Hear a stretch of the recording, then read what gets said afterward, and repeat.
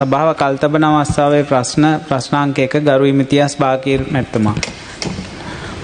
කන්‍යෝජ්‍ය කතානායකතුමනි, මම මගේ ප්‍රශ්නය සිංහලෙන් ඉදිරිපත් කරනවා. ඒකත් එක්කම ජාත්‍යන්තර කටයුතු සම්බන්ධ ප්‍රශ්නයක් නිසා සිංහල කියවීමට අපහසු උදවියගේ ප්‍රයෝජනය සඳහා හැන්සාත් ගත වෙන්න මට අවසර දෙන්න කියලා ඉල්ලා හිටනවා. ඉන් අනතුරුව ඒ ඉංග්‍රීසි භාෂාවෙන් කියවීමට. හොඳයි.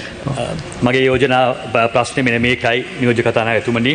ලෝකය වචනයේ පරිසමාප්ත අර්ථයෙන්ම විශ්ව පවුලක් වන්නේ එකිනෙකාගේ අනන්‍යතාවන් අවබෝධ කරගනිමින්, ඒවාට ගරු කරමින්, ඒවාට ඉඩ සලසන වාතාවරණයක් නිර්මාණය වූ විටයි. යුක්‍රේනය ආක්‍රමණය කිරීම සහ එහි භූමිය බලයෙන් අත්පත් කර ගැනීම හෙලා දකිමින් ඊට එරෙහිව නැගී සිටීම සඳහාත්, යුක්‍රේන ජනතාවගේ නිදහස් අරගලයේ ජයග්‍රහණය කරවීම සඳහාත් ජාත්‍යන්තර ප්‍රජාව අද අවශ්‍ය සියලු සහයෝගය ලබා දෙමින් සිටී. එහෙත් අද පලස්තීනය සම්බන්ධව අප දකිමින් සිටින්නේ ඊට හාත්පසින් විරුද්ධ ප්‍රතිපත්තියකි. වසර 70කට අධික කාලයක් පලස්තීන භූමිය ඉතා දරුණු හමුදාමය අත්පත් කර ගැනීම්වලට, මර්ධනයට ගොදුරු වී ඇත. ස්වයං පාලන අයිතිය මෙන්ම මූලික මිනිස් අයිතිවාසිකම්ද උදුරාගෙන ඇත. වර්ගවාදී පාලනයක් යටතේ තම ජීවිත බිලිගන්නා වූත්, දිනපතාම පාහේ තම වාසස්ථාන දේපල විනාශ කරමින්, බිහිතිය වපුරමින්, තම භූමි ප්‍රදේශ දැහැගනිමින් සිටින දරුණු ව්‍යාප්තවාදයකට වර්තමානයේ පලස්තීනය මුහුණ දී සිටී. නිදහස් පලස්තීන රාජ්‍යයක් සඳහා එක්සත් ජාතීන්ගේ සංවිධානයද, ජාත්‍යන්තර ප්‍රජාවද පිළිගෙන ඇති භූමිය පවා ඊශ්‍රායලයේ අන්ත දක්ෂිණාංශික රජය විසින් බලයෙන් අත්පත් කරගෙන, ඒවායේ අනවසර වාසස්ථාන ඉදිකිරීම්ද පදිංචි කිරීම්ද වේගවත්ව සිදු කරන්නේ ඉතාම අමානුෂික මර්ධනයක් දියත් කරමිනි. රාජ්‍ය අනුග්‍රහය යටතේ සිදුවන බලයෙන් පදිංචි කර ඇත්තවුන්ගේ ත්‍රස්ත ක්‍රියාදාමයන්හි ආසන්නතම බිල්ල වී ඇත්තේ හුවාරා ගම්මානයයි. මේ ක්‍රියාදාමයන් උච්චස්ථානයකට පත් කරමින් ඊශ්‍රායල රජයේ මුදල් අමාත්‍යවරයා හුවාරා ගම්මානය ලෝක සිතියමෙන් අතුගා දැමිය යුතු බවට ප්‍රකාශ කර ඇත. ඇමරිකාව, යුරෝපා සංගමය ඇතුළු ලොව සියලුම රටවල් පාහේ මේ ප්‍රකාශය දැන් හෙලා දැක ඇත. හුදු වචනවලට වඩා මේ ජනතාවගේ නිදහස, අභිමානය රැකදෙන ක්‍රියාදාමයකට ලෝක ප්‍රජාව බල කළ යුතුව තිබෙනවා. පලස්තීන ජනතාවට සාධාරණත්වය ඉටු කිරීම සඳහා එක්සත් ජාතීන්ගේ සංවිධානය ඉතිහාසය පුරා ගෙන ඇති තීරණ ක්‍රියාවට නැගීමට විරුද්ධව නිෂේධ බලය යෙදීම දැන්වත් නතර විය යුතුව තිබෙනවා. මගේ පළවෙනි ප්‍රශ්නය, ඊශ්‍රායලයේ මෙම අන්ත දක්ෂිණාංශික පාලනය සහ හවුල්කරුවන් සිදු කර ඇති වද හිංසාවන්, මර්ධනය සහ ව්‍යාප්තවාදය දැනටමත් ලෝක නායකයන් හෙලා දැක ඇති අයුරින් ශ්‍රී ලංකා රජයද මෙම අනීතික දරුණු ක්‍රියාදාමයන් හෙලා දකින්නේද?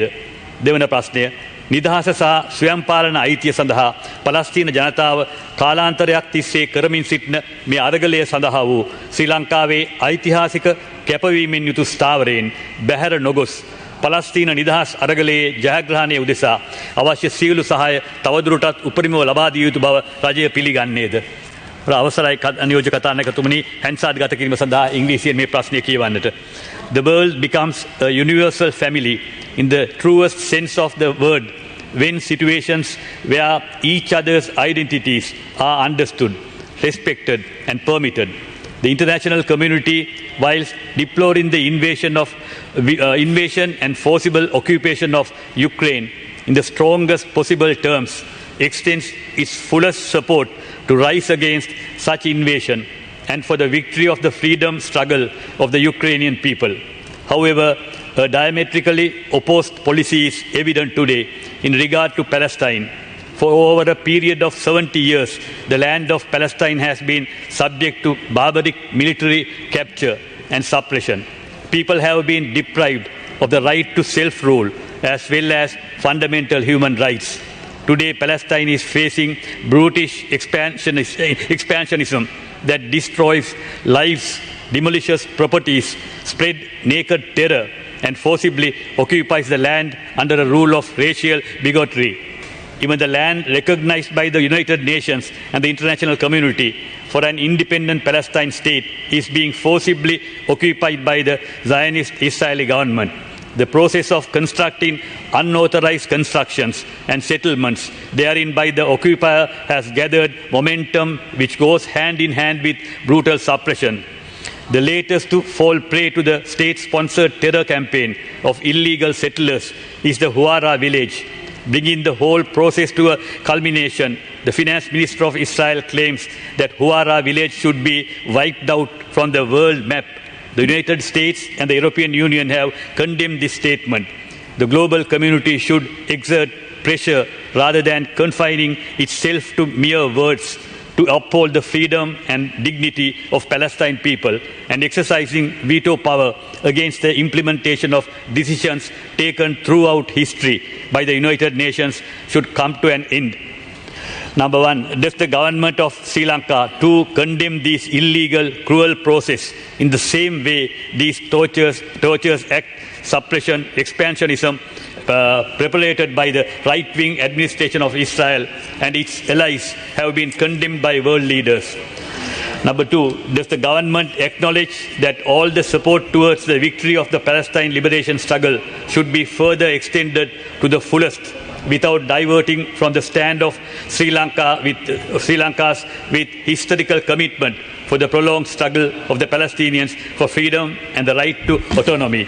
නියෝජ්‍ය කතානායකතුමනි, මිනිස් සංහතියේ හද සාක්ෂියට කැලලක් මේ තත්වය. එනිසා මේ පිළිබඳව මේ මුදල් ඇමතිවරයා ඊශ්‍රායලයේ කළ තිබෙන මෑතකදී කරපු ප්‍රකාශයක් උපුටලා දක්වලා මම මේ ප්‍රශ්න කිරීම සභාවේ අවධානයට යොමු කළා මම ප්‍රශ්න කිරීම සමාප්ත කරගන්නවා.